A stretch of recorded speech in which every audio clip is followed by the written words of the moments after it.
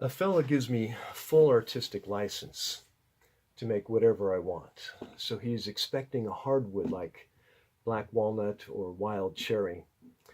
The opportunity is an artist's dream, so I set about to create something that has never before been seen or attempted. All of my designs were just impossible. Now, again, what he's expecting is something that I've already done. But what I'd like to create for him, because he's giving me the artistic license, is something magnificent. So as the months go by and the kindling pile grows, I'm in constant contact with a buyer who reminds me that he wants me to make something that I'm satisfied with, not that he's satisfied with. And after the difficulties I've experienced, I could only have what could be referred to as writer's block.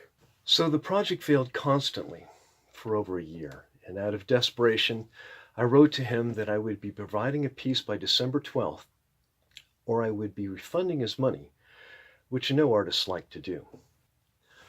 So now I'm committed to get a worthy work out in just a few weeks. And again, he's expecting something that is just what I do normally, but because he's given me full artistic license, I wanted to make something very magnificent for him. The pressure was only what I placed on myself to exceed, and I was frozen.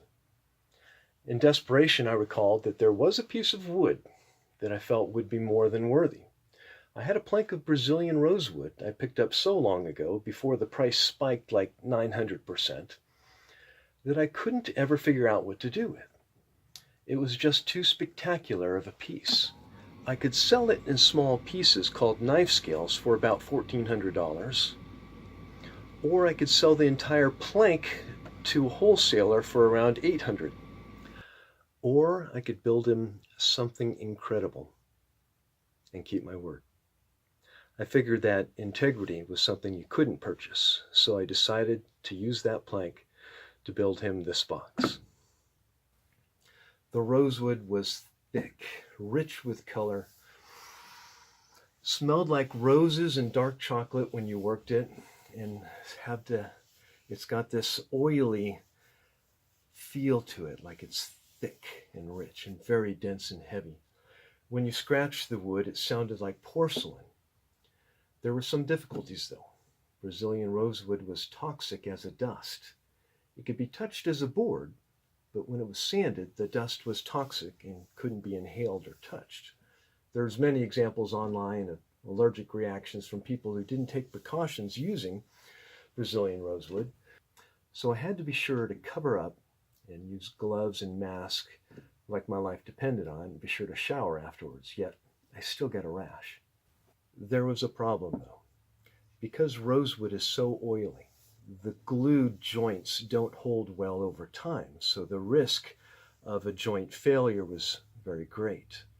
And I thought to myself, is there a way we can still make this box and have it last a lifetime without glue?